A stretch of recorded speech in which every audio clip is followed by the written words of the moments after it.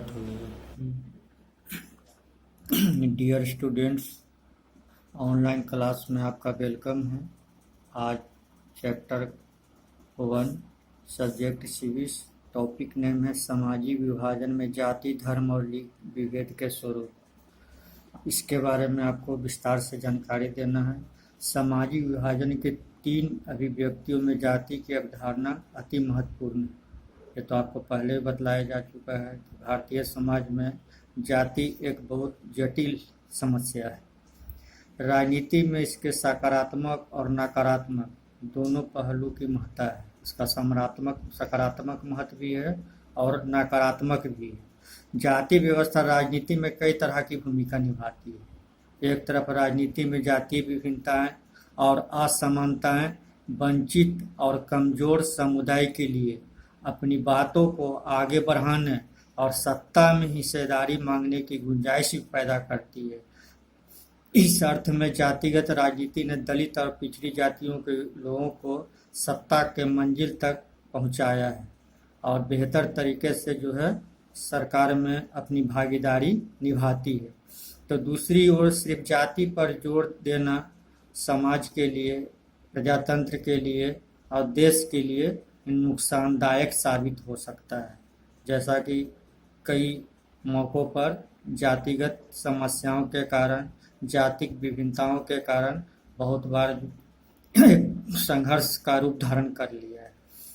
अगला टॉपिक है जातिगत असमानताएं। दुनिया भर के सभी समाज में जातिगत असमानताएं और श्रम विभाजन यानी काम के आधार पर जो विभाजन होता है समुदाय मौजूद है। भारत भी इससे अछूता नहीं है।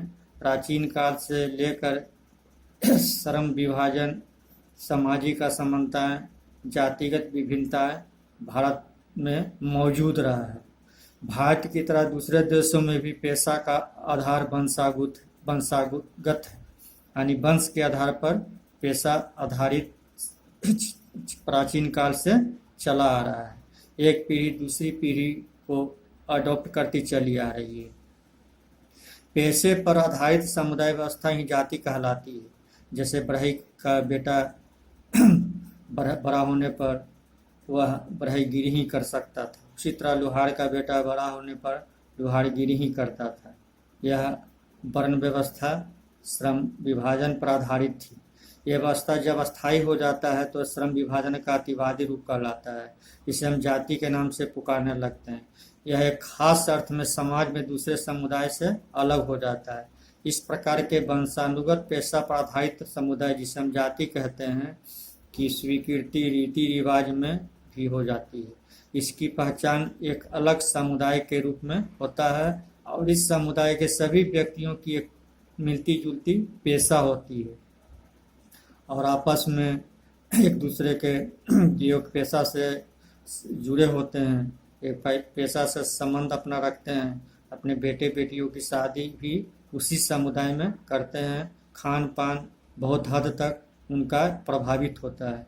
अन्य समुदाय में उनकी संतानों की न तो शादी होती है और न वे करने का प्रयास करते हैं। महत्वपूर्ण पारिवारिक आयोजन और सामुदायिक आयोजन में एक दूसरे के साथ मिलते जुलते आना जाना, त्योहारों में शामिल होना, उनका बहुत क्लोज रिलेशन हो जाता है पेशे को लेकर।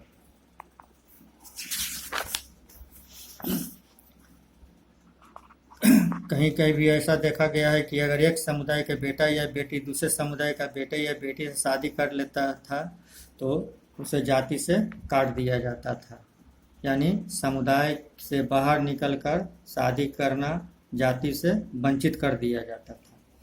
अगला टॉपिक है वर्ण व्यवस्था। वर्ण व्यवस्था जातिगत समुदाय का एक बड़ा वर्ग है। प्राचीन काल में भारतीय समाज 4 वर्णों में ब्राह्मण, क्षत्रिय, वैश्य और शूद्र में बटा हुआ था।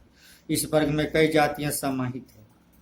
अर्थात वर्ण व्यवस्था जाति समुदायों का पदानुक्रम व्यवस्था है, जिसमें एक जाति के लोग हाल में सामाजिक पायदान में सबसे ऊपर रहेंगे तो किसी अन्य जाति समूह के लोग क्रमागत रूप से नीचे। उदाहरण अर्थ हिंदुओं में वर्ण व्यवस्था का व्यवस्थित स्वरूप है, जिसमें ब्राह्मण, क्षत्रिय, वैश्य, शूद्र क्रमानुसार है। सबका अलग अलग काम बटा हुआ था। धीरे धीरे कालांतर में बाद में जो है यह श्रम विभाजन आधारित हो गया। खान पान, शादी विवाह जिस पेशे से जो संबंध रखता था उसी में अपने बेटे बेटियों का विवाह करता था। पुनः एक वर्ण में कई सामुदायिक व्यवस्था हो गई, जो समुदाय का अतिवादी व्यवस्था है, इसे जातिगत व्यवस्था कहते हैं। पुनः इन जातियों में उपजातियां में बनने लगी। यह प्रवृत्ति भारतीय समाज के जातिगत व्यवस्था का नकारात्मक पहलू है। वर्ण व्यवस्था के अंतर्गत वैश्य समुदाय शूद्र की स्थिति असंतोषजनक है, जबकि ब्राह्मण और क्षत्रियों की स्थिति काफी सुविधाजनक होती थी। भारतीय समाज पूर्ण रूप से अग्रे और पिछड़े जातियों में विभाजित हो गया। राजनीति के सत्ता की बागडोर पूर्व में आज भी उच्च जातियों के हाथ में रही, लेकिन धीरे धीरे कालांतर में वे व्यवस्था खत्म होती गई। अब राजनीति में पिछड़े जातियों, दलित जातियों का भी वर्चस्व स्थापित हो गया है।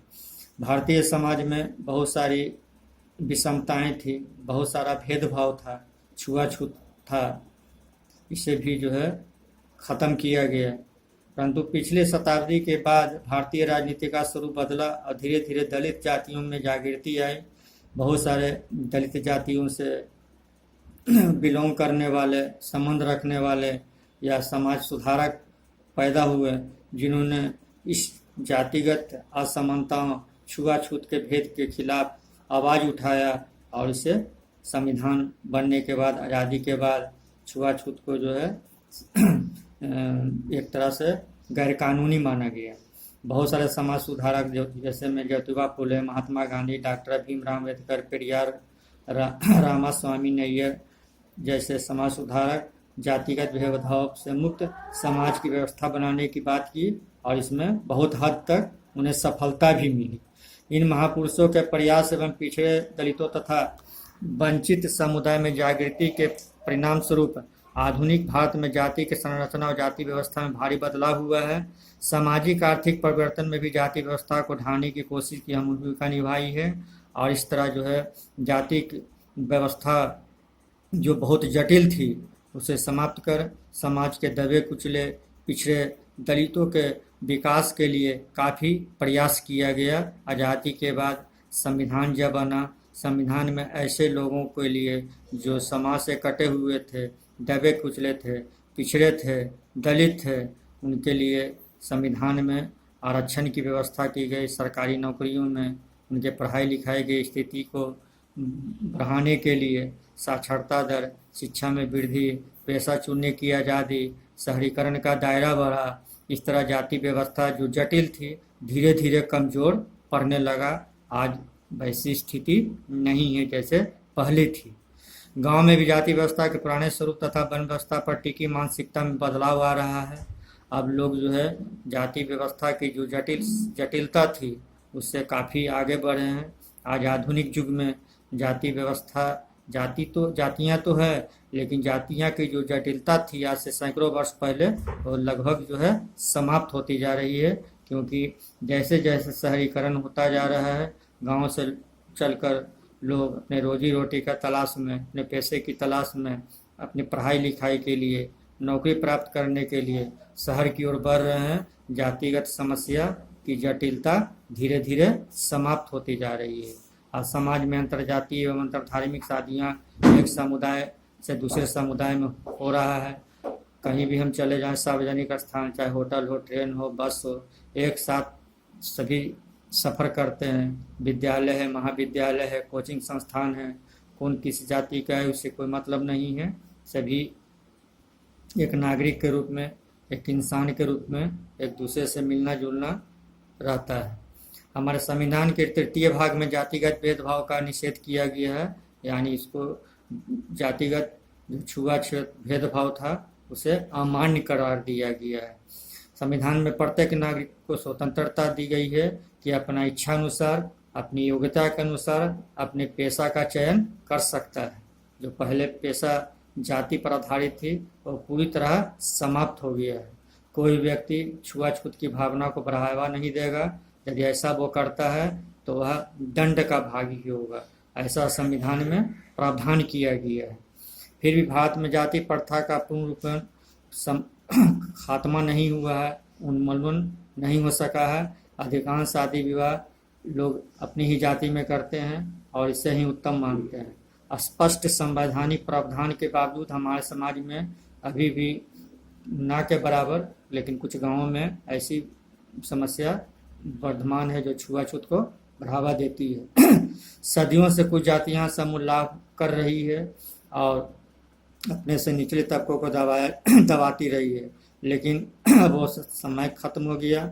अब समाज सरकार में, सत्ता में जो नीची जातियाँ थी या दबे कुचले लोग थे या दलित जातियाँ थी, उनका भी बोलबाला हर जगह, चाहे वो शिक्षा के क्षेत्र में हो या सत्ता में हो या किसी सरकारी नौकरियों में हो, लोगों का वर्चस्व धीरे धीरे स्थापित होता जा रहा है।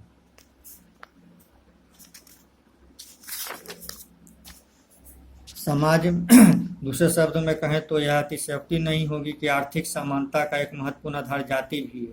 जिस जाति की पहुंच विभिन्न संसाधनों पर अधिक होगा वे संपन्न होंगे, जिसकी पहुंच उन संसाधनों तक नहीं हो पाती वो पीछे रह जाता है।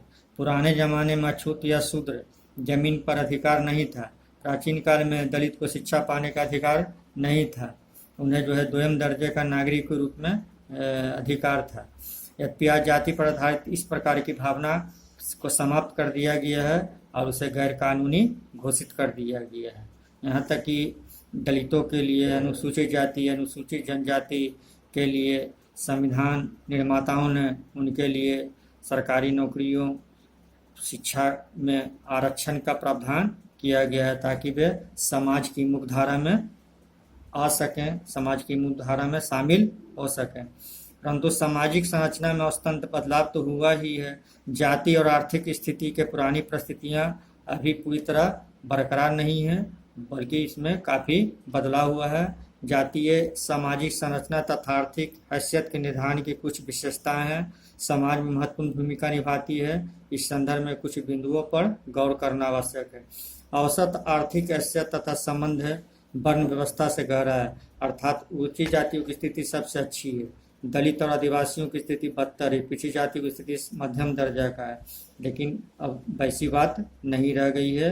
अब समाज में जो दबे कुचले या नीची जातियाँ थी या दलित आदिवासी थे, उनको भी जो है समाज के मुख्यधारा में आने का मौका मिला है। वे भी बड़े बड़े ओहदे पर, पदों पर काबिज हैं। दूसरा पॉइंट है, दूसरा बिंदु है, जबकि हर जातियों में अमीर गरीब है, परंतु निचली जातियाँ तथा दलित तथा आदिवासियों में ज़्यादा संख्या में गरीबी है। दलितों में महादलितों की स्थिति और भी दयनीय है, अर्थात गरीबी रेखा के नीचे प्रति माह 327 और 455 रुपये शहरी से कम खर्च करने वाले लोग हैं और बसर करने वाले अधिकांश लोग इसी आदिवासी और दलितों से संबंध रखते हैं। अमीरों की संख्या अधिक ऊंची जातीय समुदाय से है। हो गया।